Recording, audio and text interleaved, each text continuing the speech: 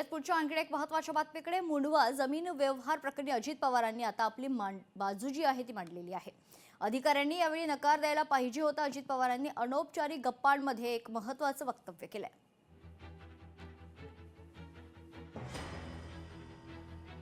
नाही, अजितदादांचा कारभार हा पारदर्शक असतो, पारदर्शक कारभार केला पाहिजे हे दादांचं सुरुवातपासून सांगणं आहे। अगदी एखाद्या सरकारी निधीचा म्हणजे एखाद्या ठिकाणी व्हिजिट देताना सुद्धा एखादा नट जरी वेगळ्या कंपनीचा असला तरी बारकाईनं पाहणारे दादा अमेडिया कंपनीच्या इतक्या मोठ्या प्रकरणानंतर साहजिक आहे त्यांची प्रतिक्रिया ती येणं, आणि ते जर ऑफ द रेकॉर्ड तसं बोलले असतील तर यावरून एक स्पष्ट होते की अमेडिया कंपनीच्या बाबतीत जे काही आता सगळीकडे चर्चा सुरू आहे त्यावर अजितदादांनी केलेलं ते भाष्य आहे।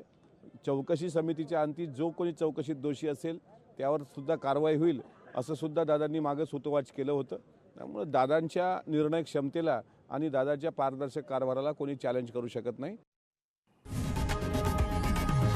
लोकशाही मराठी ऐका, पहा, जागरूक रहा।